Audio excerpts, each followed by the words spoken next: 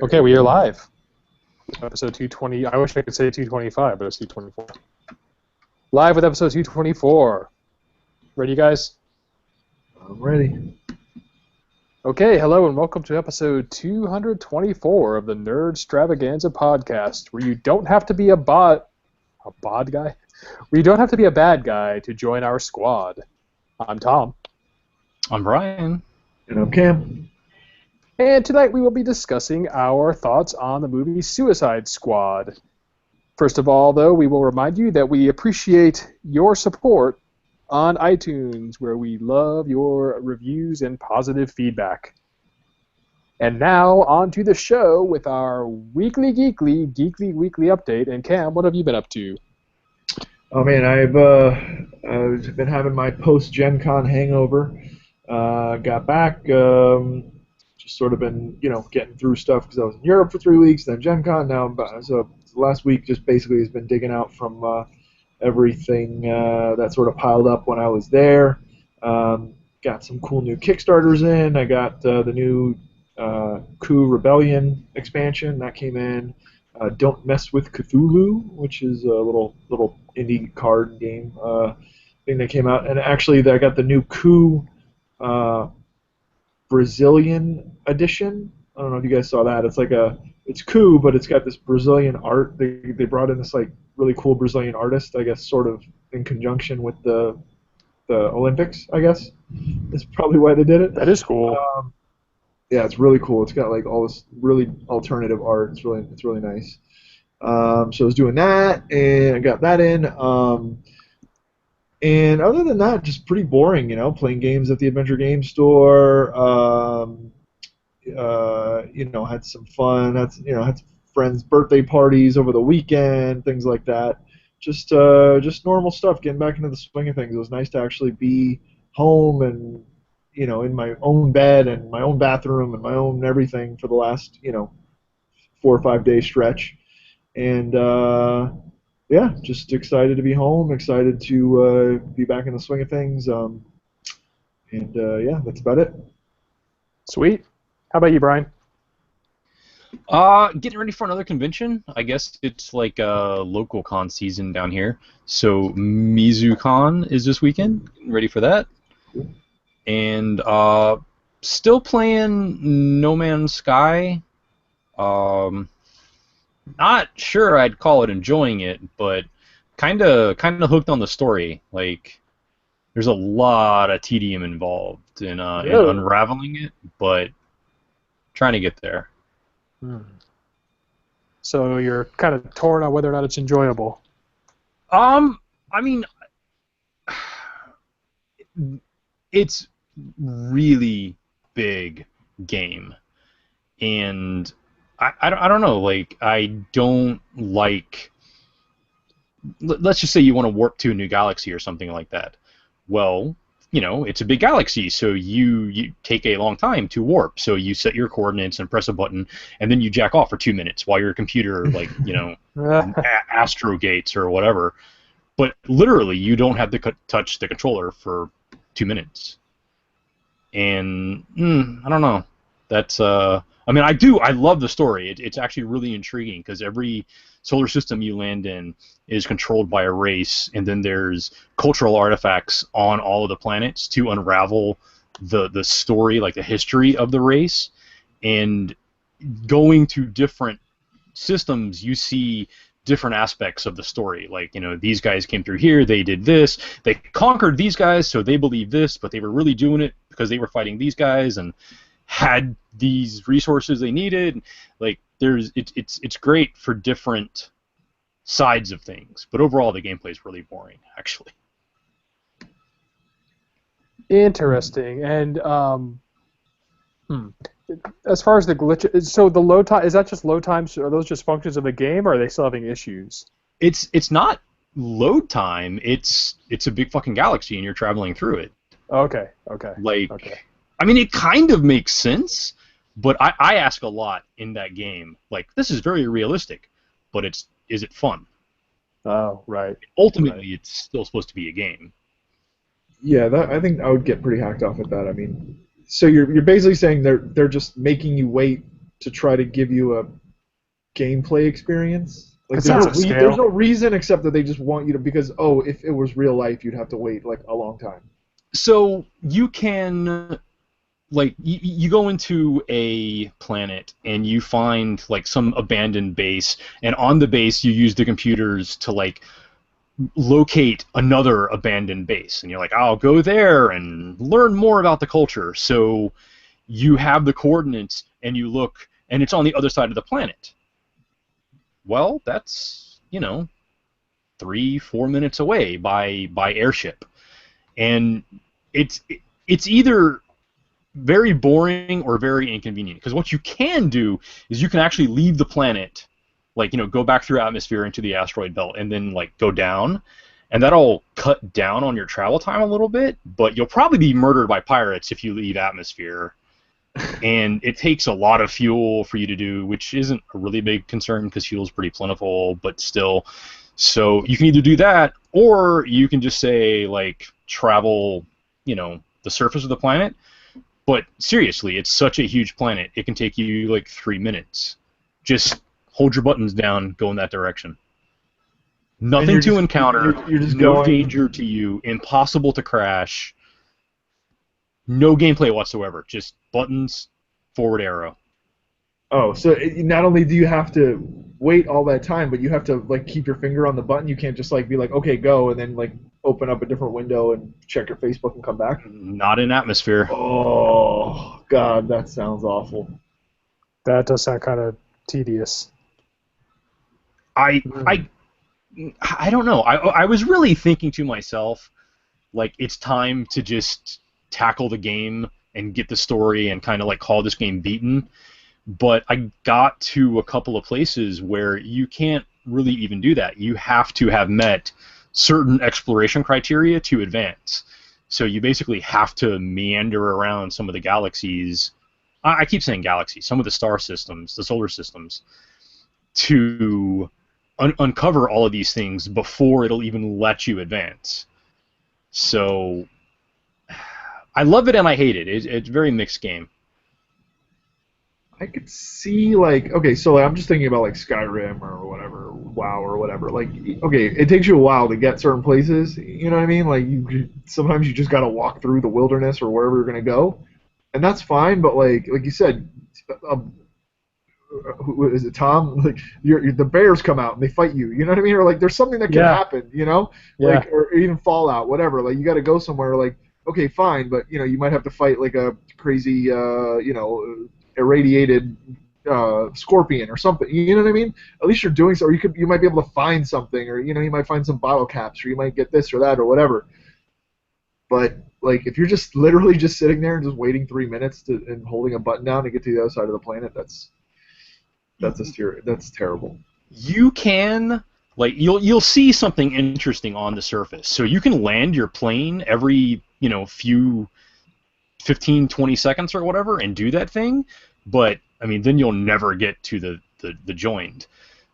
You could, if you really wanted to, walk, and then there would be things to encounter, but I'm not, like, it's 2 minutes by like subsonic jet.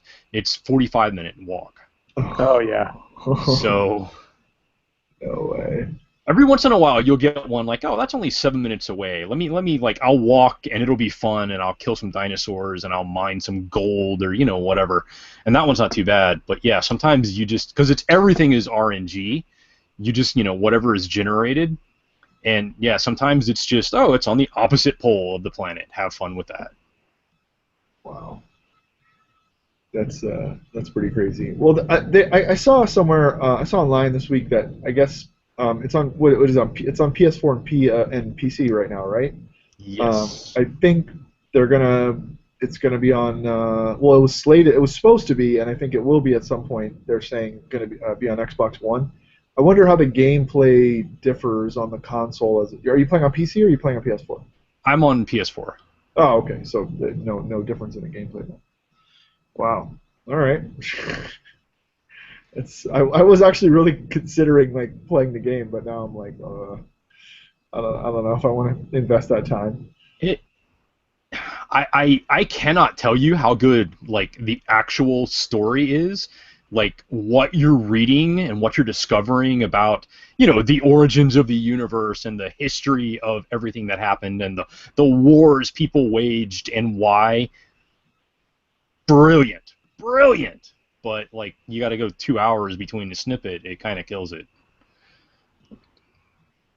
Do you think they're doing that like to, I guess, just sort of like parse it out to keep it like to keep people interested or keep people playing the game longer? Or do you think it's just a design flaw? I think it's just a design flaw. I think they had this idea and they were all in love with it and they never like shopped it out. Like, is this a good idea? Because on the surface, it's a great idea. Like, dude, the first time you play, you're on this little planet and you repair your ship and you take off and you actually you can travel from the planet. Like, you walk up to your ship, you get in the ship, you take off into the atmosphere, through an asteroid belt, you see a moon, you fly to the moon, you go into the moon, you land on the moon, like, without any loading whatsoever. It's seamless, and it's unreal. It's cool. Your shields actually burn around you as you're breaking atmosphere. Like, it is awesome. On some of the planets, like, other ships are, like, zooming overhead, like, going to trade routes and things like that. It's cool as shit, but to like actually play the game, like there is a ton of tedium, and I don't think anybody said like, can't you just make the engines like faster, maybe like 15 seconds instead of 2 minutes, like. That's too bad, Brian. It sounds like in order to convey that sense of scale, they went a little too far, maybe. I would really, this would probably be an absolutely fantastic like science fiction novel. Okay, yeah, but a game, not so much. Yeah, it's I mean, I've been comparing it in my mind to Minecraft, and I'll be honest with you, Minecraft sounds boring as shit to me. So maybe I'm just a crotchety old man and don't get modern gameplay, but see, in those games, like I'm just trying to rack my brain on games that I played where like you travel from one place to another and there is load time, but like they give you some sort of like little game or puzzle to play in between. You know what I mean? Like while you're waiting. Like I feel like they lost a chance to do something like that. Okay, you're going to travel from here to there. It's going to take whatever X minutes, and then they can bombard you with flavor text, or they can bombard you with some sort of like clues or this or that, or even like a little puzzle. Like, okay, try to unlock this, alien artifact, and that'll get you +1 whatever. You know what I mean? Like, I don't know. Yeah. Again, there's basically in planet, in solar system, and then traveling between solar systems. At least in planet and in solar system, you can tell your computer what to do and then dick around with your inventory or like upgrade your gun or whatever. You can fill the time if you want to. There is nothing at all you can do traveling between galaxies. Like, maybe they're using it to mask loading time or whatever, but seriously, it's like 2 minutes at least. And I don't know. I don't know. Go ahead. That sounds like an almost 100% there. They kind of missed the on-planet fun a little bit. I really despise games because it's an extension of the QuickTime event. Like, once upon a time, you could press, like, 5 buttons and do all these cool moves with Kratos. Blah, blah, blah, blah, blah. Now you don't even need to play the game. You can put the controller down and the game does it for you. Wow, isn't this cool? No, I just watch a movie. Well, Brian, sorry, it's kind of a mixed bag for you. Anything else? Nope. All right, that sounds like a pretty full week. I'm still kind of intrigued. I may give that game a shot. Still. Brings it around. I am still playing it. It's good, but, realistic expectations, I guess. It is very large. Okay. All right. I will keep my expectations realistic. That brings it around to me. My week has been involved. I'm working like kind of 12 to 14-hour days at this event I'm at, so pretty wrapped up with that. Apart from that, I found a new gadget I want. I want this chair called actually, just let me look it up. I had it pulled up in my browser. It's an office chair that totally reconfigures, and it lets you go from lying down mode to sitting up. I think it even has a standing mode. I'm actually going to find it right now. I apologize. I had it up in my browser and then kind of closed it right before we were talking. It's called the, let's see, desk chair. Might just edit this awful part out. Sorry to our live listeners. And what the heck was it called?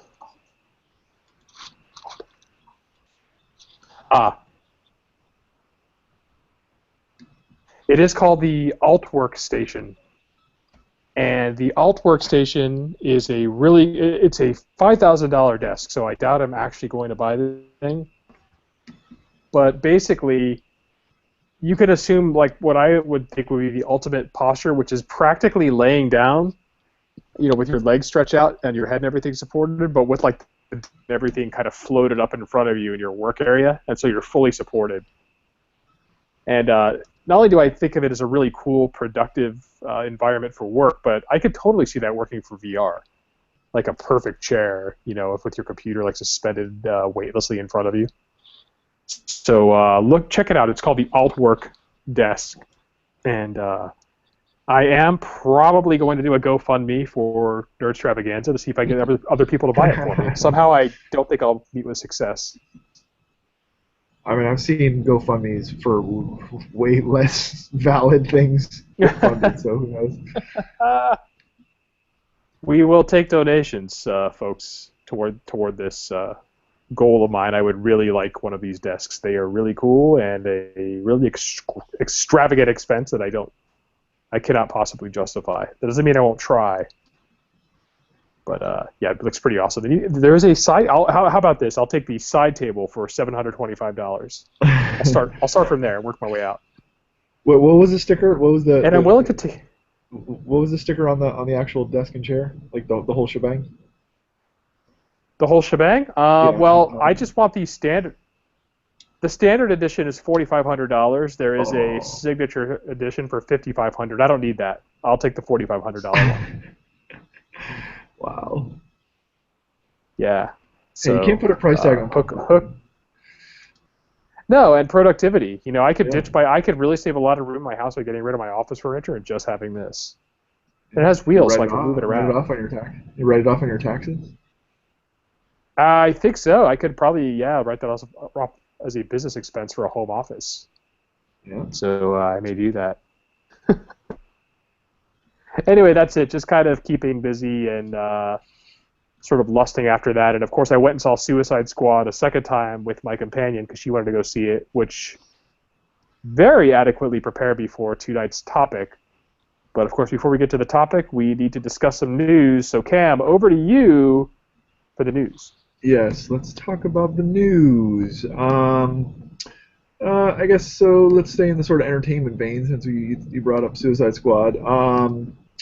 South Park is coming out with a new video game called Fractured But Whole. Get it? Fractured But Whole. I see. Yeah. So look for that on your console or PC of choice. I looked this one up for you, Tom. I don't know him, but I figured you would. Alberto Del Rio. Oh yeah, the wrestler. The wrestler. I guess he's been suspended for violating the WWE talent wellness policy. Oh, really? Really? I don't know what that means. Wellness violation. I can only assume it's some sort of maybe drugs or performance enhancement. I don't know. Yeah, Cam. Going back to when there were some pretty high-profile incident, especially when this one wrestler ended up like killing his family and then committing suicide. Yeah. A pretty strict wellness policy that bans performance-enhancing drugs and recreational drugs and all that. Yeah. And Del Rio left the company for a little while, and then came back. After kind of working in the indies for a while, came back like jacked, like in an insane shape, like super like cut up and like in really good shape. He might have been taking a little something to give him a boost. Okay. Yeah, it says that this is his first violation. They don't say why, but I guess this is the fourth this year already. I guess Roman Reigns was had a violation recently in June. Connor and Adam Rose also. Yep. I guess that means he's not going to be at SummerSlam. Del Rio, I mean. So you think it was probably like performance-enhancing drugs? I mean, it might have been something as simple as weed. I think that is what Roman Reigns got pinched for. But Del Rio, he came back in like noticeably better shape after his hiatus. And hey, I'm not saying hard work in the gym can't produce crazy results, but it would not surprise me to learn he was maybe using a little something. Yeah, I mean, there's zero chance that these guys are not all on steroids, right? I mean, allegedly. I'm not, I don't want to, defame anyone, but like, I mean, you just look at some of these guys. I don't know that they're getting there by, protein bars and hitting the gym. But then again, what do I know? I mean, I'm not, I'm in no kind of shape to be talking about anyone else. But you know what I mean? Like, it feels like it's almost sort of just like lip service, right? Yeah, I have a hard time believing that GNC is supplying the supplements required to build some of these physiques, but it might just be me talking as a soft body, Yeah. Well, I mean, you see some guys, and they just look sort of like normal. You know what I mean? So like, okay, fine, I get it. But like, some guys that are just like, wow, you know what I mean? Like, holy shit, what are you on? And if it's legal, like, I want to get on it. But hey, I mean, look, it's an industry, man, and people do what they got to do, right? I'm sure there are worse things. So poor Alberto won't be making SummerSlam. Sort of related to No Man's Sky, there is an Earth-like planet that might be habitable, and it is only 4.5 light years away, which is, in the span of the universe, very, very close. I mean, speaking of loading times, it'll take more than 2 minutes to get there, but it's potentially habitable. It is in orbit of Proxima Centauri, which is the closest star to Earth. And once Trump gets elected and screws up the planet, we might be able to move there. I don't know if you guys are excited about that, but I guess we'd have to figure out the we still got to figure out the interstellar travel. But if we do, in any type of way, I guess that is a reachable planet for us to get to in case we need to bug out of here. Cool. It's good to have choices. Yeah, it's good to have a backup plan, right? Let's see. Did you guys see the Rogue One trailer? I have not seen that new one yet, actually. Really? Huh. Yeah, I purposefully stay away from those, so I did not see it. I guess they aired it during the Olympics, and I really haven't been watching the Olympics either. But yeah, I guess it was very well received. I guess the big story this week is that I guess there was a Japanese trailer, which is different than the original the trailer that came out here in the U.S. And it dropped a few new hints and basically it had different music and different stuff, which was cool. And then it also had a couple of little drops of info that everyone is clamoring about on the internet. Like I said, I'm trying to stay away. I mean, I'll tell you guys if you want to know. If not, we can just sort of leave the audience to go look it up themselves if they want. I'll sort of leave it up to you, Tom, as the leader of the group. I mean, I'm kind of curious. I haven't seen it, so feel free. Okay, so I guess the big thing is that, okay, so we knew that Jyn Erso has a father. He made a scientific breakthrough, and the Empire has found a way to use it. That's like, I guess, the premise, right? We also know that Mads Mikkelsen is like he's playing the father, Jyn's father, Galen. So that's cool too. We knew that in the trailers, and that's cool. But I guess the big thing in the Japanese trailer is that Galen is the one who sent the encoded transmission that Mon Mothma and the rebels intercepted. Oh. So that obviously opens up a whole bunch of things, like has Jyn recruited because of his father? Are they expecting her to find her father, to discover more about the weapons test? Was she part of the rebellion? Like,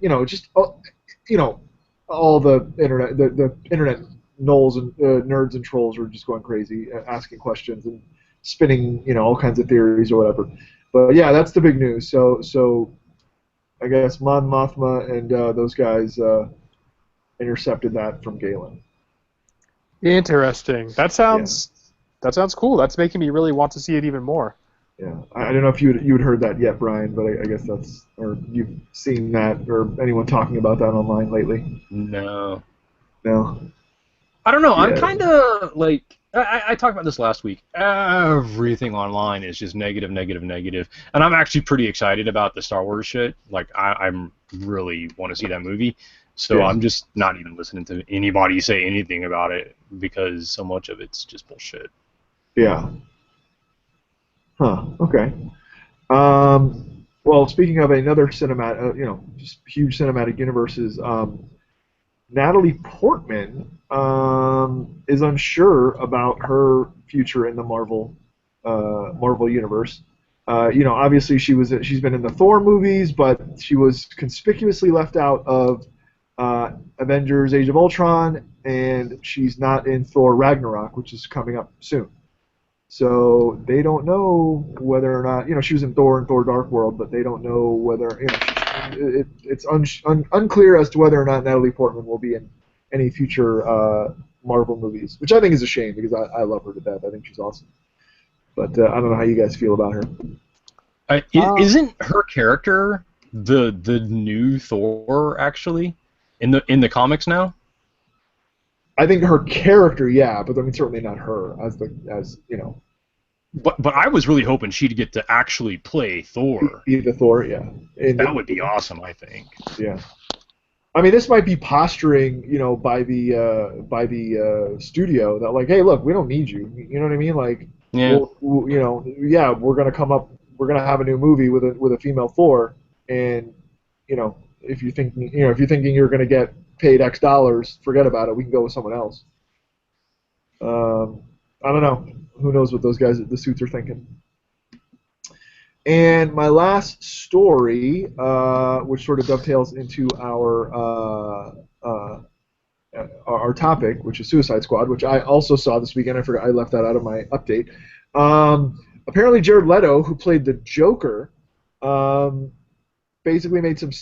It's allegedly being reported that he allegedly came out and said that he feels that he was duped into doing the Suicide Squad movie, and that he was basically told that the Joker would be portrayed in a certain way, and that's what he was on board with, and then I guess the studio changed things, and in editing and post and all that stuff, it came out terribly, or he thinks it came out terribly, but then he says he hasn't seen the movie yet. So I don't know. Apparently, everyone's going crazy that Jared Leto is basically talking bad about the Joker in this installment, and I guess I'll sort of leave that there. And Tom, you can sort of take us into the topic. Okay, yeah, great segue actually, Cam, and I'm not sure what Leto is saying bad about the Joker because I thought the Joker was one of the highlights of Suicide Squad. Same here. Yeah, and I would say that Suicide Squad probably, in my opinion, marks the high point of the current round of DC-inspired movies, being better than the first two Superman, the solo Superman movie and probably better than Batman v Superman in a lot of ways too. That's my 2 cents. What do you guys think? Brian, did you get a chance to check it out? I did not get to see Suicide Squad yet, but I really hated Batman vs Superman and Man of Steel or whatever. Like, I can't imagine it being much worse. Tom, I would say I probably liked Batman v Superman better than Suicide Squad, but I did like Suicide Squad a lot. I mean, just to get it out of the way, obviously Margot Robbie as Harley Quinn stole the show, right? I mean, I think you'd probably agree with that, Tom. Yeah. She did a great job, actually. Yeah, Great job. She stole the show. I mean, she's hot. I mean, she's smoking hot, obviously, and they made no bones about showcasing her assets. Not at all. As so to speak. But yeah, she was great in that. I mean, aside from that, they didn't even need to do that. She was brilliant in her acting. The Joker, I liked the Joker. I liked that they didn't try to, I guess, duplicate or go with what was his name? The guy that played the Joker before, Heath Ledger. Yeah. Yeah, Heath Ledger. They didn't try to duplicate him. They didn't try to make it, it was a complete departure basically from his Joker, which is fine because no one was going to replicate that, I don't think. And they made him more of a, and I don't know if you guys have read, I'd say like late '80s, early '90s. I wanted to go back and look through my books, but there were some graphic novels and some comic books that the Joker took on sort of more of a, instead of just like a crazy, like psycho, sort of like the Ledger portrayal. He was sort of more of a gangster, if that makes sense, like more of like a underworld kingpin, but crazier, I guess. And I feel like that's sort of what they portrayed in this movie. And I sort of liked that. I liked it. It was cool. They had the tricked out Lamborghini, ridiculous and not like within any realm of possibility, but that would make sense. That's something like you would see like in one of those comic books. You know what I mean? The Joker driving or whatever. I don't know what you thought, Tom. I liked it. This was a breath of fresh air. I know everybody was all about the Heath Ledger one, and I thought that this new just gang member Joker was great and fit into this world very well. And I actually like the style, and I like this whole new approach. Yeah, it was like outrageous, but it wasn't like cartoony, if that makes sense. Like, he wore like a lot of jewelry and he had like crazy clothes, but it wasn't like Joker from the old school movies with with Jack Nicholson and stuff like that. I mean, it was semi believable, and I thought it was good. I thought he did really well, actually. And then to see that today about him saying that he thought it was, he was duped and he's not happy with it and whatever. I think that's disappointing. Yeah, I hope that doesn't mean he's not going to be in any future movies, because I thought he did a good job and his character was very well portrayed. So yeah, and if nothing else, own it, dude. You did it. You agreed to do it. You agreed to let them have control over the character, and you did the acting. Right. All right, if it didn't come out like you wanted it, too bad. You should have fought for more artistic control or whatever. I thought he sequestered himself away and became the Joker or some shit too, from what I was reading. Yeah, one thing I will say about a lot of movies, though, is it's totally a team effort. Obviously, you can do a lot in editing, so whatever he acted, if he feels his best work didn't make it to screen, not to say that affects the movie at all. That might actually make the movie better, depending on someone's vision or whatever. But right. Yeah, but you don't say that. You don't come out and say that. You might say that down the road. Sounds like sour grapes. That sounds like maybe years down the road, if people ask you, well, do you regret something? Yeah, you can go back and say that, but you don't say that when the movie's still trying to make money. You know what I mean? And I mean, A, it just seems like a faux pas to me. B, who's going to want to hire this guy if he's bad mouthing movies? You know what I mean? If I was a studio head, and I was considering people, and that guy came up, I'd be like, no. What if he doesn't like the movie? He's gonna talk shit about it? No, screw it. We'll get with someone that's gonna toe the company line. You know. I mean, even as an employee, I think you have some responsibility to say, like, maybe not in my mess work, but I still stand by it. You know, like, that sounds really shitty, actually. Yeah. Oh, I mean, he's a singer, you know. He's a singer. These guys are too they're too artsy, touchy feely. That's what he's known for, his singing, for sure. Yeah. Yeah, I really I don't understand. I think he's been spending too much time online with the DC Hate Brigade, if I had to guess. Yeah. Maybe he's still in the method. Maybe. Okay, so let's talk about the DC Hate Brigade. I hope you guys understand what I'm talking about. It seems like there's a group of people, there's a certain contingent of people who are determined to hate the DC movies. They're all about the Marvel movies, and the minute a new DC movie's announced, you hear this whole chorus of "It's gonna suck, it's gonna suck. This movie's not gonna be good. It's gonna suck." It's out there, but I don't think it's quite as unfounded as you do, Tom. DC's done some shit movies. Well, I mean, let's talk. I mean, of the three that they've done in this current generation, I mean, did you saw the first two, right? Yeah. And you hated them, or you were saying what were your views on? I was just joking about this today, actually, because one of my friends asked me, like, "Oh, what's the topic?" And I was just like talking about BVS or whatever it's called, but that was just not Batman. That was Superman versus the Punisher.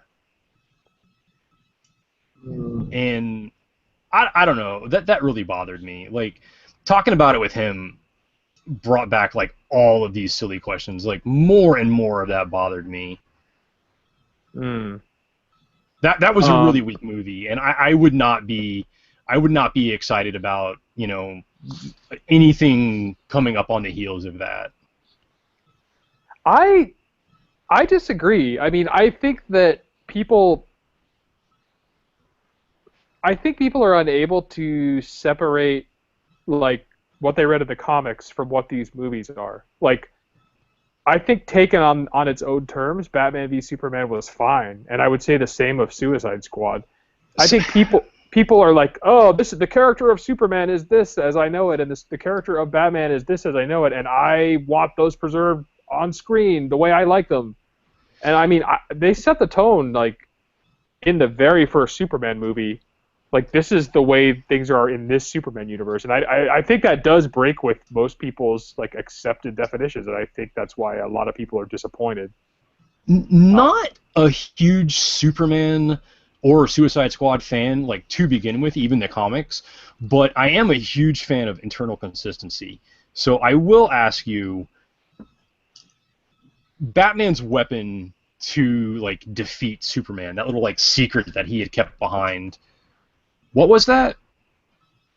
The kryptonite bombs, you mean, and then the spear? Yeah, the kryptonite bombs. Yeah. So he atomized kryptonite, and Superman literally ingested them into his body. Yeah. And then he was just like, I'm not sick at all. Like, 30 seconds. Yeah, well, from what I understand, at least as from what I get, it would take prolonged exposure to kryptonite to really weaken Superman. So he was basically popping him in the chest with, like, like a lungful. You know what I mean?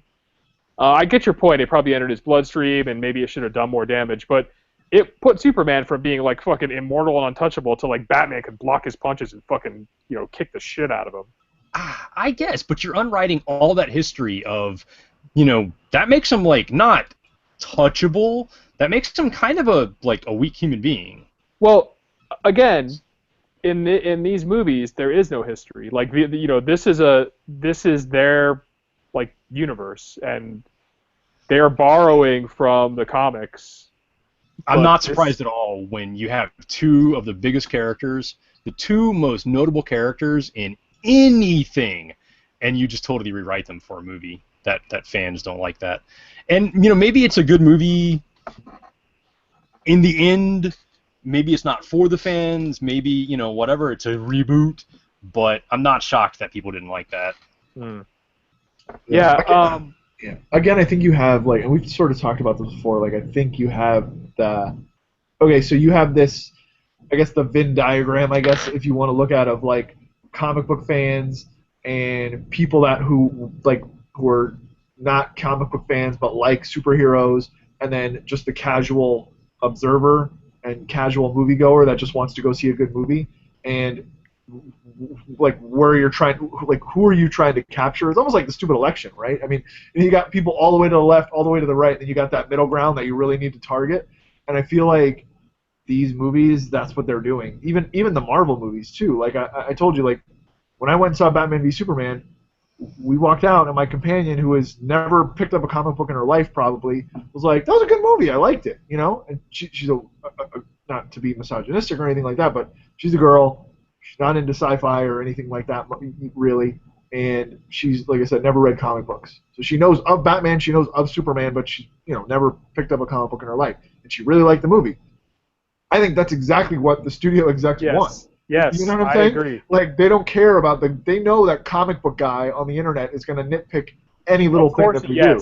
100%, yes. So they're just like, fuck it, whatever. You guys are going to be pissed off anyway. So let's just try to market the movie to to the people that we can please and make good movies for. And I think that's maybe why you aren't hearing quite the chorus of condemnation for Suicide Squad, to kind of bring it back to bring our focus back to that movie. Yeah.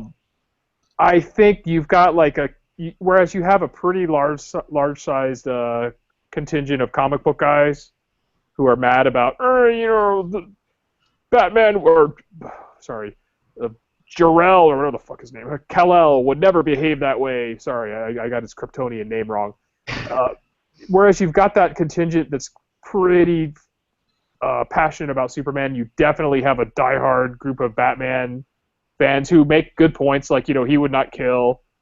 With Suicide Squad, I think you have a little more. I'm not going to call them niche because it's a known DC property, but it's more niche, and I don't think you have quite the vanguard of angry nerds to kind of set the tone and warn people off the movie. Which I think on its merits, it's probably the best movie they've delivered so far. But I think those two things work in concert to make this more successful. That's my thoughts on this movie versus the previous two. Well, and I actually went to see it with my mom, who she does like that stuff. She took me to see the very first Batman movie, that was the one with, what's his name, Michael Keaton. Michael Keaton, yeah. Yeah, because she wanted to see it. She took me. So she likes that kind of. She likes sci-fi. She likes comic book stuff. She's never read the comic books, but she always encouraged us to get comic books when we were kids. And she walked out of the movie and she was like, I really liked that. She's like, I didn't think I was gonna like it, and I really did. So I think that is the litmus test right there. 100%. I think it is. I think my companion, she's relatively nerdy, but she again is not as super invested in these properties and these characters. And so I went and saw it by myself, and then I went again with her, and I said nothing. And her reaction, immediately when the movie was over, was like, "That was good. I really like that." Yeah. Yeah. And yeah, exactly. Go ahead, Tom. Yeah, I think that. I'm not sure why. So Batman v. Okay, you had the first one. Was the first one Man of Steel? What was the first one with this Superman called? I didn't even think of the subtitle right now. I think it was called Man of Steel, right? Yeah, I think it was Man of Steel. I think so. So I thought Man of Steel was fine, but people hated on that one pretty hard because it was, that was a bit. That was a big cannon buster. No, that's not how Superman came to be, and that's not what happened on Krypton, and blah blah blah. People were furious. But I remember the mainstream audience thinking that was okay. I don't remember a lot of people hating on that one. God, are we really shooting for okay, though? I mean, I've seen worse movies, but I certainly didn't think that was actually good. I actually liked it. I thought it was. I thought it was good. I realized that I'm a soft, easy to please moviegoer, but I'm shooting for okay because the nerdosphere would have it that these movies are just irredeemable pieces of shit, and you should not go see them because they're not true to anything. And Man of Steel got again a somewhat chilly reception from nerds, and I think a fairly good reception from the mainstream. Batman v Superman, people were hating on it and hating on it and hating on it before it ever came out. I watched opinionated jerks on the internet yay, it's no longer #1, cheering the movie's exit from the scene. The amount of passion against it is irrational. It wasn't that bad. It really was not, in my opinion. I've given you shit for this for a long time. You pay attention to a lot of opinionated jerks and expect them to act differently. Opinionated jerks are just opinionated jerks. So are they? Yeah, they are. Are they just being jerks, or do they irrationally hate this movie? I think maybe a hallmark of the opinionated jerk is irrational hate for things, or opinions far stronger than are warranted given the thing that's being. But I think that speaks about the jerk, not the movie. Yeah, well, I agree with you 100%, but it's hard for me to separate because, in the circles in which I walk, unfortunately, nerds are extremely opinionated about things that honestly don't matter, and so. I'm more. I guess that's who I'm kind of repudiating when I defend these DC movies, and I've yet to hear anybody in these circles really sing the praises of Suicide Squad, but I thought it was good. Cam, so your view is that it was a good movie? Did you enjoy it? Yeah, I thought it was I'd give it a 6.5 maybe. I'd probably give it it was 7. It was above average. It was a 5 being average. I would say it was above average. But it wasn't it was no Guardians of the Galaxy. You know what I mean? Right. It was no Avengers. Guardians was awesome. Was it an Iron Man 3? It was better than Iron Man 3. Better than Iron Man 3. Yeah. Yes. Yeah. Iron Man 3 was the one when they all blew up at the end with they blew up all the ships. Yeah, terrible. Yeah, even Iron Man better than Iron Man 2 even, I think. That was the one with Mickey Rourke, right? Yeah. As Electro Whips or whatever his name was. Yeah, right. I'd watch this movie over both of those movies for sure. I'd watch this movie over both of the Thor movies probably. See, those were really bad. I thought. Yeah, I'd watch this movie over. Probably not Avengers: Age of Ultron, but maybe even Avengers, the most recent one, Captain America: Civil War. Captain America: Civil War. Yeah. Actually, I was just going to say that, Cam. If I had one in one hand and one in the other, I'd have to think of which one I wanted to watch. Yeah. That's kind of how I felt about Civil War. It was alright. Brian, what do you think about Civil War versus Batman v Superman? You like Civil War better? Yeah. Again, just because that bar is set so low, that doesn't mean oh my God, Civil War was great. But Civil War was good. Good enough. So I'd give it a 6. Okay. All right. And Batman v Superman, what would you give that? A 5 or a 4 point something or? Yeah, 4-ish. Yeah. Because I think that was definitely below average. The DC hate brigade of whom I speak. The reason I think they're so biased is because they were singing the praises of Civil War, which I found to be mediocre, and like the Avengers movies, although it was not technically an Avengers movie, full of characters, full of everything getting lost in all the chaos and mashing together of all these creatures and people and all this other stuff, and it kind of a bum out. The movie was a bit of a bummer and had a down ending, right? Then you take Batman v Superman, which, for its flaws, developed its few characters much further, and had I thought a lot cooler iconic scenes, and actually gave you more of a reason why Batman and Superman were fighting. Never mind that they were put up to it by Lex, but why they already were. Lex Luthor just completely tricked fucking Batman without even the least hint of detection by him.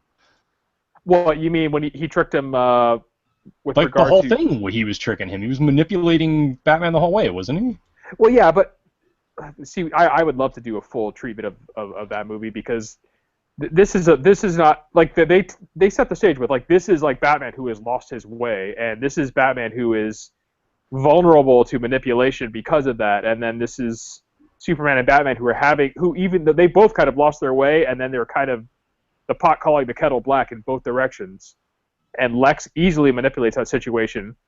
I think a lot of people might confuse Lex Luthor with the grandstanding buffoon from Super Friends, not the present company excluded, but obviously we don't. But I think people don't realize that he's like manipulative and a genius, and the vulnerable Batman and the vulnerable Superman in that movie, I think lent themselves to his manipulation and to his machinations, if you will.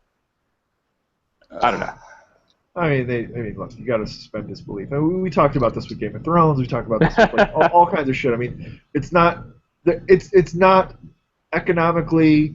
It's lazy realistic. Well, I mean, there might be some of that in there too, but it's just not economically viable. It's not practical. It's not. It's just not possible to translate almost any work of fiction or writing into a movie 100%. You know what I mean? You just can't do it. And we talked about the reasons why, because of like, when you read, you get that sort of image in your head, and when you see a movie, it's someone else's sort of vision. But it's until the comic book nerds, I guess, or the nerd on the line, which is it changes the sort of their view on how movies and how TV shows have to be made and marketed for them to be profitable. You're always going to have comic book guy on the other end just hacking and slashing. You know what I mean? They're never going to be satisfied, and I think Hollywood had made that decision a long time ago that they're not going to even try, and so they're just making movies that they think will be profitable and hopefully also provide a good product to the consumer. Well, along those lines, Cam, I'm not sure with Suicide Squad if I can blame the comic book guy or if I can blame like the mainstream audiences or just all of the above. But you've probably heard the rumor by now that they were making Suicide Squad and then they were like, make it funny like Guardians. That's what everybody likes now. And so they had to go through and like shoehorn in all this like lightheartedness and humor to get people to like the movie. And I think DC should stick to their guns. Like I don't know that any of these movies have been commercial failures necessarily. No, that's the other thing. These movies have been extremely successful. I mean, just Suicide Squad, like it's already almost tripled its budget. I mean, it had it actually broke some records, I think, in terms of like the first day box office, things like that. I don't have the article in front of me, but I read it after I saw the movie because I was like, man, I don't see, I sort of looked it up. I was curious to see how it did in the box office, and it's I mean, worldwide, I think at this point it's already at like $500 million, and its budget was like $180 million. So it's like that's great. It is absolutely commercially successful. Now, let me ask you this, because I think this is like something that they're kind of manipulating. Was that production budget or was that advertising budget? Because they'll add that $500 million advertising budget on at the end and then call it a failure, even though they've got toy sales and T-shirt sales and everything else from that advertising budget. I don't know. I mean, because that's what happened with Batman vs Superman, right? Like, it was a failure because of the advertising budget. I mean, it made more than it cost, but that's a failure in Hollywood.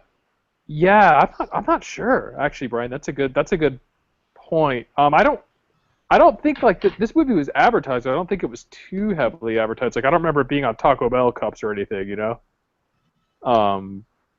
So yeah, I'm curious to know if those figures are just the production of the movie and not all the support that goes into it. That's something else to consider too. Let's see. I'm just doing a quick search here. So the budget, when you just Google Suicide Squad budget, it's $175 million. And now I'm looking to see if there's a separately attached advertising budget.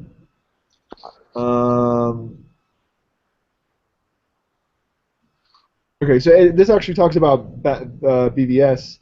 The budget was $410 million. Ah. Production budget? Yeah, Holy tying. shit! No, well, I mean, I think with everything that tied Pirates of the Caribbean on Stranger Tides is the most expensive film ever made. And then it says, from everything we've seen, Warner Brothers looking to knock down the budget significantly for Justice League flicks. The budget for both films to amount to $500 million total, $250 each. And so in the recent Suicide Squad, yeah, they dialed it back to 175. So I think that's everything total, 175 million. I mean, I thought they got their money's worth out of this movie. It had its flaws, but on balance, I thought they did a pretty good job. And you actually kind of segued by mentioning the combined $500 million budget into the next thing I wanted to bring up, and maybe the final thing. Are you guys looking forward to the Justice League movies? I am, for sure. I think one of the reasons I didn't see Suicide Squad, and probably won't, is, dude, I couldn't even name most of those characters. I mean, everybody knows Harley Quinn, but, like, the lizard face guy, I don't even know Killer who Will Croc? Smith played. Killer Croc? Yeah, he's pretty. I mean, well, I know these guys because I play so much DC deck builder. Yeah, yeah. I don't know them from the, I don't know a lot of them from the comic books, though. That's for sure. But in contrast to that, like Aquaman, Wonder Woman, Batman, Superman, hell yeah, I'm excited about that. Yeah, I think those should end up I being left good. out. There's someone else, isn't there? Flash, No. Cyborg. Is it Cyborg? Yeah. Yeah. Flash, Cyborg, Wonder Woman, Aquaman, Batman, and Superman are all the I'm ones. trying to remember the dossiers at the end. I thought there was another like kind of surprise. Maybe it was Cyborg. I think that's them. Yeah. I don't like Flash all that much, but Well, Flash had a cameo in Superman, or sorry, in Suicide Squad. It looks good. And Cam, what do you think? Bruce Wayne kind of alludes to it in the Stinger or whatever. But do you think they're gonna have like a versus maybe where it's a Suicide Squad gone rogue and the Justice League has to bring them in? I don't know. I mean, that would be cool. It would be cool. That would be awesome. It would raise the stature of these relatively unknown characters, to the mainstream. And I think, like, I don't know. I thought everybody played their roles really well. Will Smith, every time he's on a movie now, I still hold my breath, like, please be good, because I'm like afraid he's got to revert to like 1990s annoying Will Smith, but he never does. He's like, I thought he. now. I had that on my list to bring up. I thought he did. I thought he was like Independence Day Will Smith as Deadshot. What? Oh, I didn't. God, he was blacking it up, man. You think so? I think a little bit, but not crazy. Like that. Oh, I thought it was. He was my least favorite character out of all. Really? Of them. Yeah, I liked freaking Boomerang better than him. Like, well, I mean, but this was a movie of like playing up your stereotype. Like Harley Quinn was the bubbly like girl, and you had like Captain Boomerang like being like a total walking stereotype, and what's his name, Diablo. Like, I am Mexican, bro. Like, totally like a kind of a cholo stereotype. Like, I think they were like, Will Smith, okay, so do the thing you do. And he was trying to be like, oh, God. yeah. Okay, but it was nowhere near as bad as, like, Independence Day and stuff when they... Oh, I thought it was almost Really? worse. Yeah, I thought it was terrible. I mean, that sort of thing offends me. As a minority, I don't know, man. Like, what about El Diablo, then? Because whatever that fire dude's name is, that's one of the guys I didn't know, by the way. yeah, but I mean, he was like a West LA like Mexican gangbanger. You know what I mean? But he was a stereotype. He's like, yeah. At least that's not a racial stereotype. I mean, I don't know. like, Damn, I don't know. I like Deadshot. I thought Will Smith did a great job.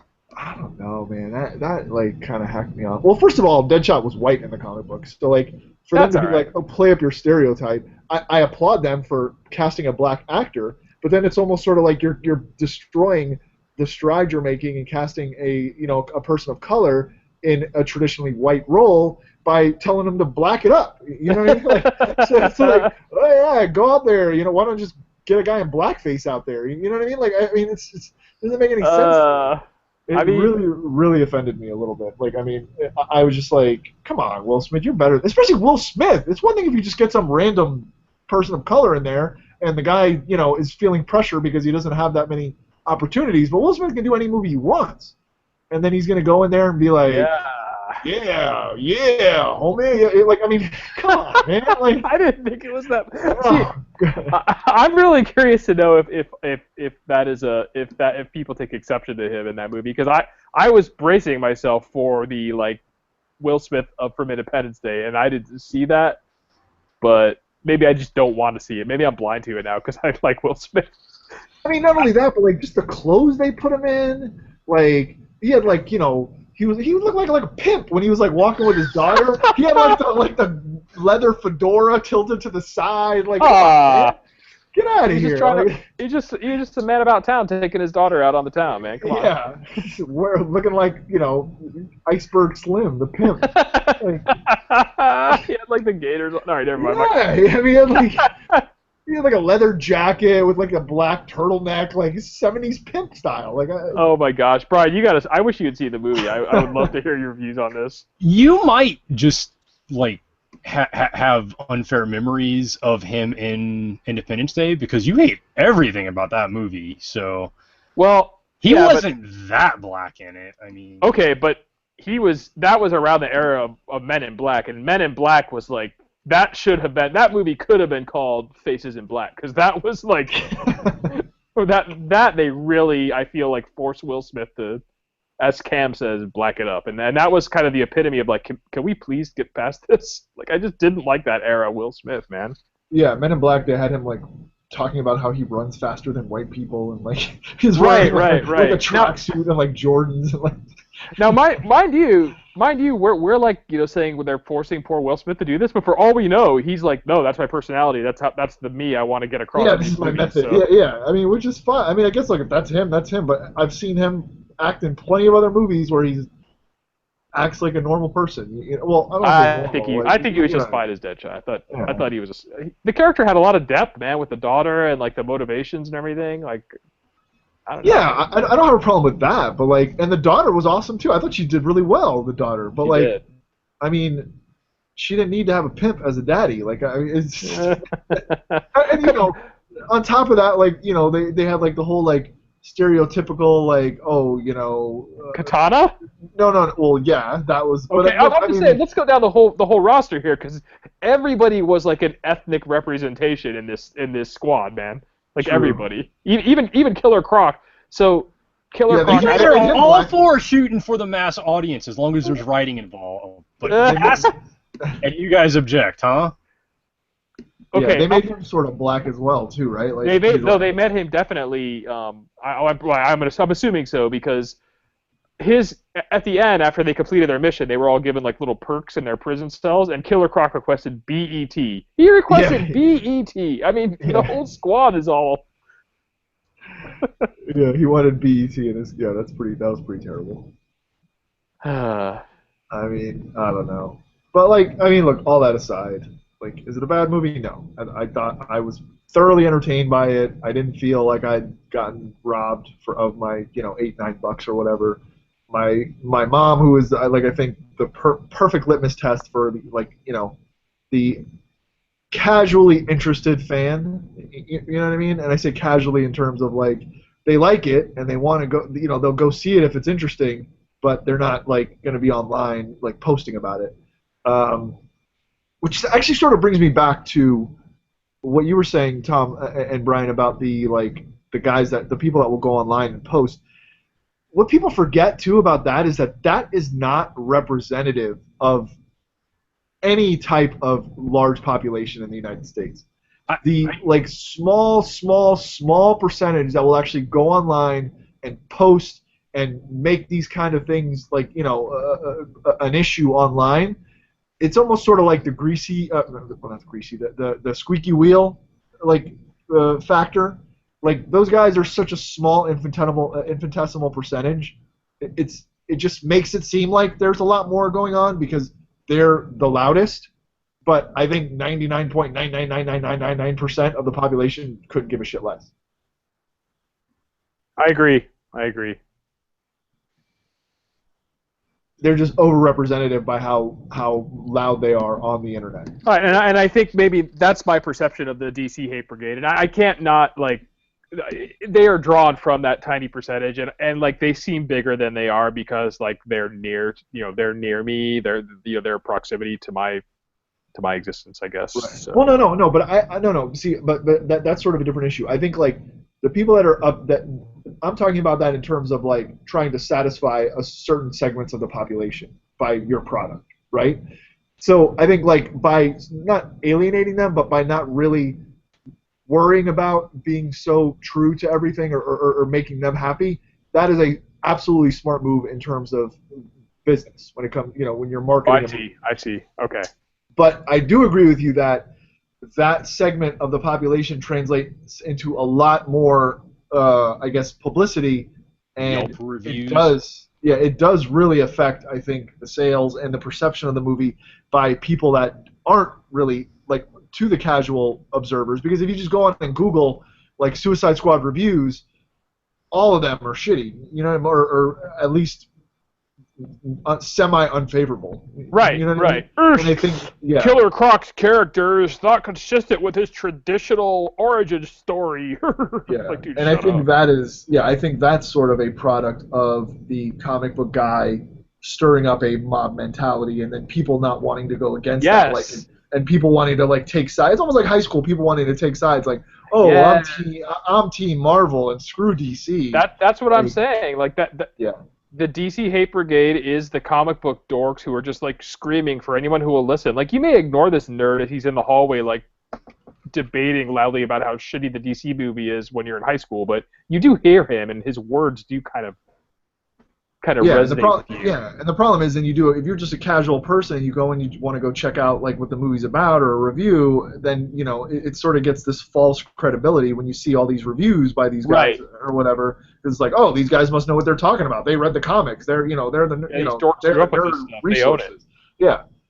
So yeah, I do agree. I think that is totally different, and that is a problem that DC absolutely needs to overcome, because that certainly translates into negative sales. Well, the only way they're going to do it is to basically like let these comic nerds like write the characters like exactly the way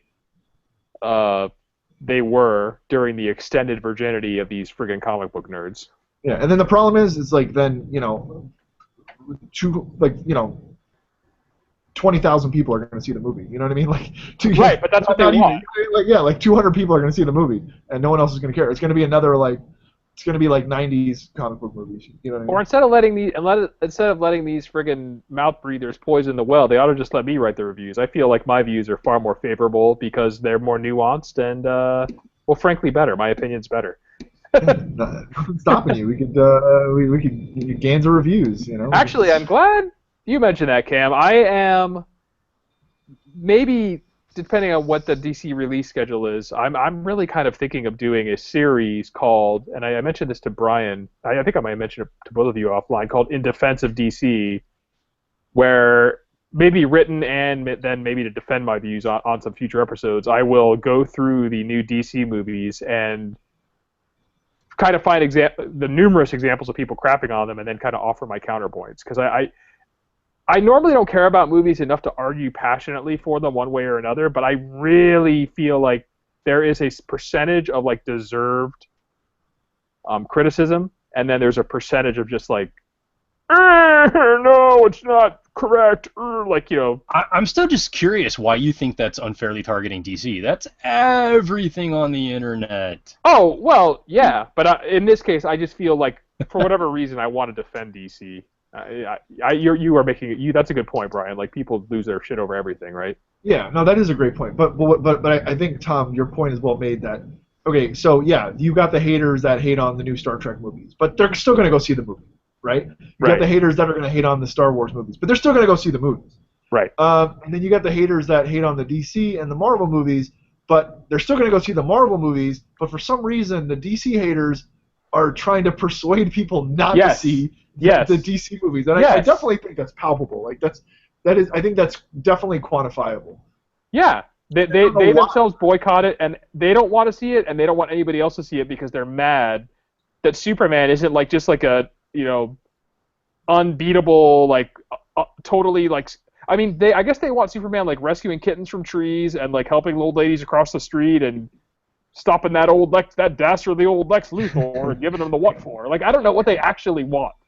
Yeah, and I don't get that. Because I'm sure those are the same people that will hate on those other movie franchises, but go to see the movies, and they don't tell anyone not to see the movie. Right. They'll come on and be like, well, yeah, it was okay, but this and this was different, and so they'll still show their ire, but they won't like boycott or tell anyone else to boycott the movie. Right. But for some these reason, they will. These they will. Yeah, they'll spit that venom at DC and like just actively try to sabotage it almost. Yes, and they hate what's the guy's name who's making them, Snyder or whatever? I don't remember the director or whatever group of people who's responsible kind of for the writing and the kind of dark atmosphere of this current crop of DC films. They hate those people, and they will call them out by name, like, I'll never see a movie by this person. Like, shut up, dude, seriously. And I get it. If you, like, I'm all for, like, voicing your opinion with your dollars, right? I mean, that's really the only thing that any corporation will listen to. You know what I mean? Like, it will not change unless it's going to affect their bottom line. So I get that. And I get not wanting to go see a movie because you think like you don't like the direction that the franchise is being taken in or something like that. I get that as well, and I not only do I get it, I absolutely support it, and I think that that's what should be done. Sure. But I think that there is a palpable, quantifiable, irrational hate for some of these movies. Thank you. You know what I mean? Like, it's okay if you don't want to see the movie, that's fine, but the amount of people that go online and actively encourage people not to go see these movies, it's not like, like, I get it if it's like they're like racist or they're like, well, I mean, we just sort of talked about maybe they are, but like, you know what I mean? Like, I get it if it's like that's your reasoning, like, oh, they hate gays or they hate blacks or, the producer or the director is like, a war criminal or whatever. Okay, fine, I get that. But you just don't like the fact that, Deadshot isn't the way you wanted him to be. You know what I mean? So you're going to... That doesn't make any sense to me. Right. Let's not forget how outraged everybody was that Heimdall was black in one of the Thor movies, but they still went and saw him. But with these movies, like from the jump, like the minute the first trailer is released, out come the haters, and they're starting their campaign like, whatever you do, don't go see this. I mean, even Ghostbusters and that movie sucked way worse than Suicide Squad. Didn't have this level of like pre-hatred. You know what I mean? Well, no, it did, but it was. I don't know. I feel like that didn't really. I feel like the boycott was less effective in that case. Yeah, and again, like, I didn't see Ghostbusters because I don't want to support the money. I don't want to support it with my dollars. Like, I just wasn't a fan. And I have nothing against. I love women. I have no problem with women taking over a franchise. I just was the trailers and everything that I saw. I was like, man, especially when they were like, when we talked about, and like, sort of talk about Will Smith blacking it up, but they had the black chick in that movie, The power of Christ. Yeah. And it was like, I got a Cadillac, and like, I mean, come on, man. I would not give $1 to any movie franchise that's going to portray a person of color like that. That's ridiculous. Cam, your he was the second best character in the movie, dude. Really?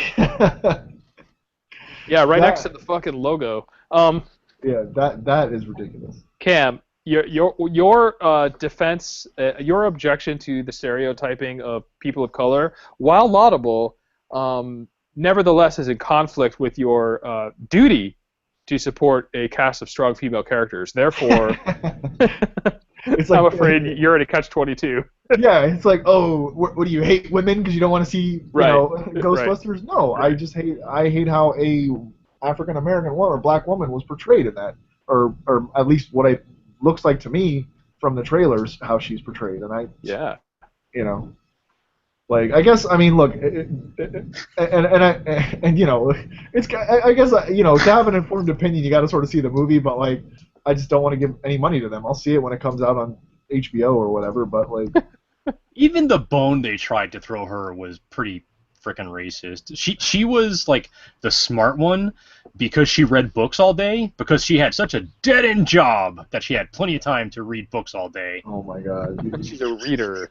She didn't go to college, so she's got to self-educate.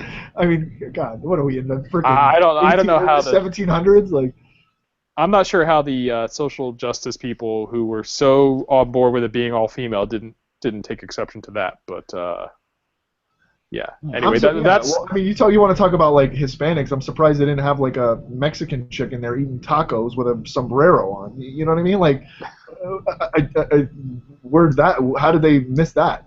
That was in Suicide Squad during the family scenes with El Diablo when they were at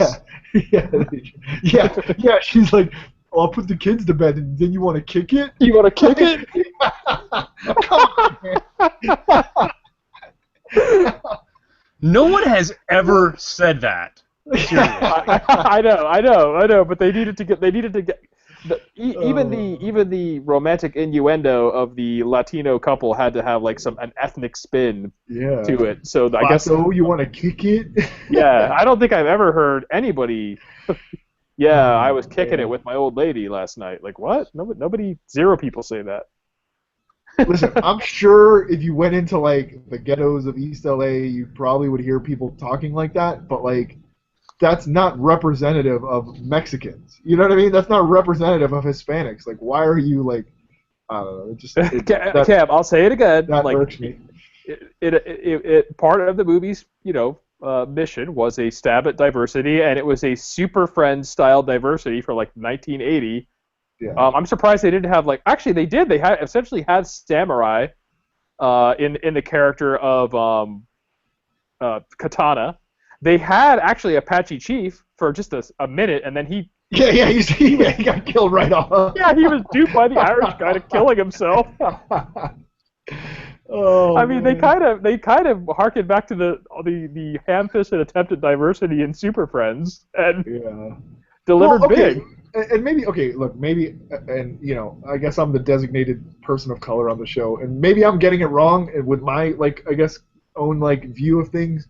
Well, I sort of was able to differentiate the black character from the Hispanic character because the Hispanic character was supposed to be, I guess at least in the movie, a whatever East LA or whatever Mexican gangster. That was he was a kingpin. You know, he was he was a Mexican gangbanger kingpin. Like a cholo stereotype, you might say. So that's why I guess I wasn't as offended by that because okay, I get it. That's what you're trying to go for. So fine, I can sort of stay with you there.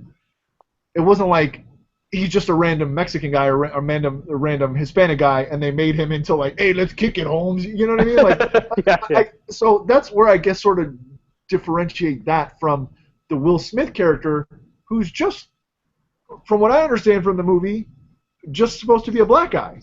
Yeah, you but know what I mean?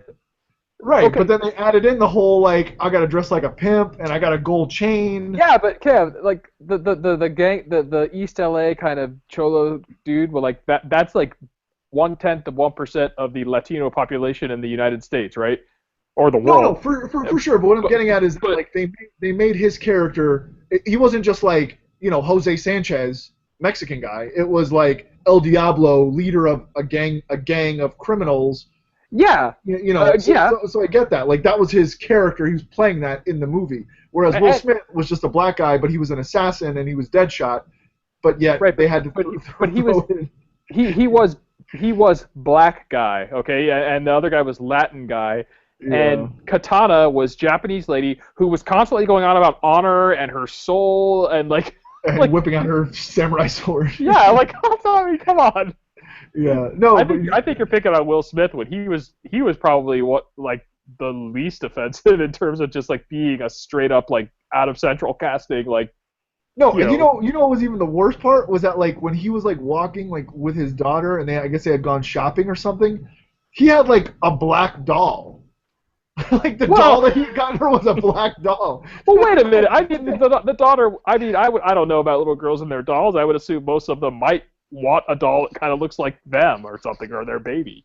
Yeah, but that's basically saying like, okay, so you have a black daughter, so you got to get her a black doll. Like, are you gonna give her watermelon and fried chicken too? Like, I mean, Well, I feel like just because she's black, she wants a black doll. Like, well, Cam, that is treading on. If he had given her a white doll, that would have been an issue too. Like, there's no. Yeah, I guess there's no. That was probably one of those fraught like decisions. You're like, ooh, yikes. Will, what do you think about this? And he was probably like, I don't know, man. Give her the black doll and see how it goes. But it was completely unnecessary. Like, we got that he was shopping for his daughter. Why did he have to be holding a black doll? A black doll, yeah. He was even holding a shopping bag. You know what I mean? Like. Well, remember too, though, Cam. This is we're now appealing to an international market and especially a big Chinese market, and they don't understand that you have a black character unless you 110% make that person black. So yeah, well, why couldn't it have been an Asian doll? Maybe like little black girls don't like to play with Asian dolls. They don't like to play with Hispanic dolls. I don't understand why would that be the case? Like I'm a guy who's living in like China or Qatar or Russia, and I'm like the whole movie I'm like, why does this black girl have an Asian doll? I don't get it. So they have to like have diversity, but they sort of got to like put in like undercover racism too, is what you're saying, I guess. Well, no, it's not even. There's nothing undercover. Like every race has to be succinctly like packaged into its like representative like walking stereotype. We keep coming back to this. It's 100% like. Oh God. I mean, I'm really surprised that like they didn't cut to like Katana like with some chopsticks munching down some like rice balls or something every once in a while. Like seriously. Man. Like I don't know, man. I don't know. Maybe I'm it was offensive. I mean, I'm not too easily offended. Like, and I'm very open to like. Sorry, I'm very open to the fact that I may be too easily offended, and maybe I'm just looking for things that you're not. Like, we should just be like, forget it, like no big deal. It's 2016, who cares? But like, come on, man, like I think you're not being overly sensitive. I mean, it was very ham-fisted in its attempts at diversity, but I think they were attempts at diversity. They were just poorly executed. Along the lines of his 2016, why didn't the assassin buy his daughter a G.I. Joe or a Transformer or something? He got her a doll, Cam. That's problematic. I didn't even see the female perspective. Look at that. Like, but I mean, I think your criticisms are fair, Cam, honestly. And something I keep forgetting to mention in my updates, and I'll mention it now. Speaking of bona fides for discussing these things. This is a little bit of a segue, but you know how I got that DNA sampling done to like get my ethnicity broken down? Yeah. Well, I gave my dad a kit, and that helped them like narrow it down with greater certainty. So from like 1.8%, I've now been promoted to like 4.8%, almost 5% North African or Middle Eastern, mostly Middle Eastern. I am like 5%. I am 5% not the type of people Trump wants around at this point. Man, you should try to get some of that oil money. You might be have some Saudi. Does that work like that? Or is it like being a member of a tribe? Like, do I get like a cut? I don't know if it works the same, but I mean, look, if you could like trace your roots back to like some sort of like, sheikh or something. Tribe, some sheikh or some sort of like royal, whatever. Knowing my luck, though, I would be like some like poor Bedouin like tribesmen or something, and I probably owe them camels or some shit, I mean, that's our movie right there. It's like King Ralph, but like in Kuwait.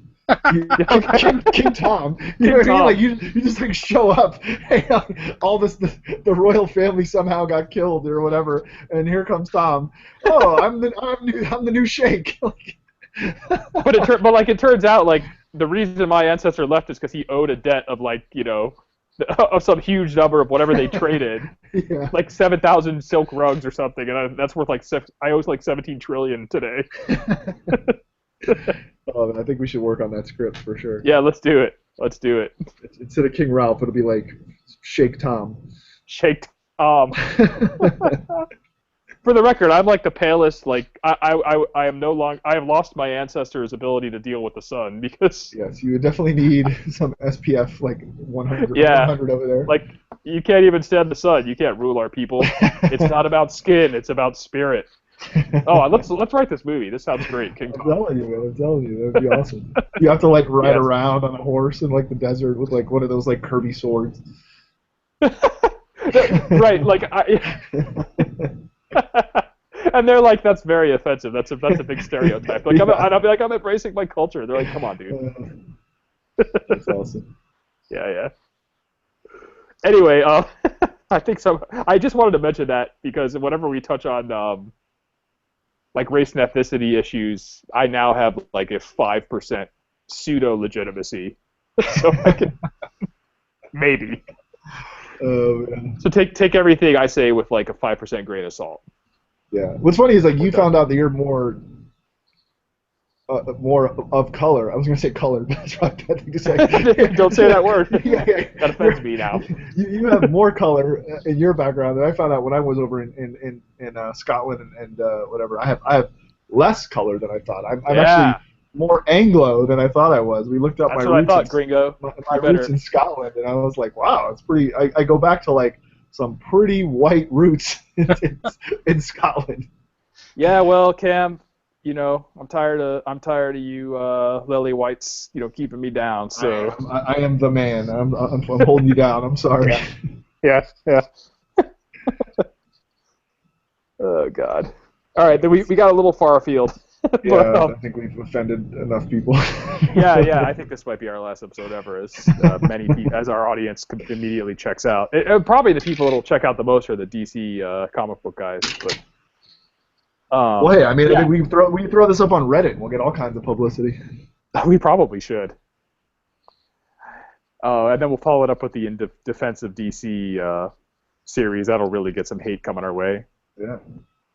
And I think we have a plan.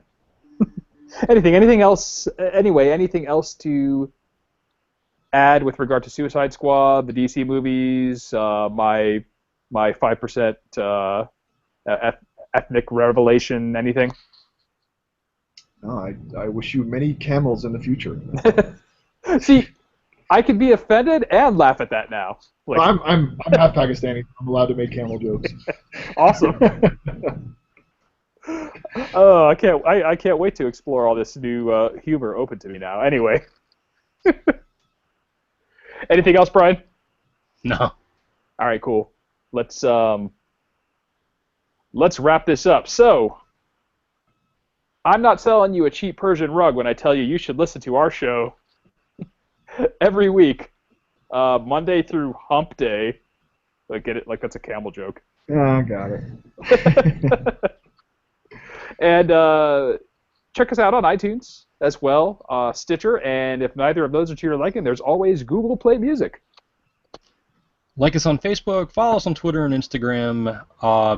Give up on G+. They're just done with that shit. So join us on the Nerdstravaganza HQ Facebook group. Take a magic carpet ride on over to nerdstravaganza.com and check out a whole new world of possibilities on our website. Check out all of our non-racist and totally PC, totally DC-heavy video content on YouTube by typing Nerdstravaganza into the handy-dandy search bar.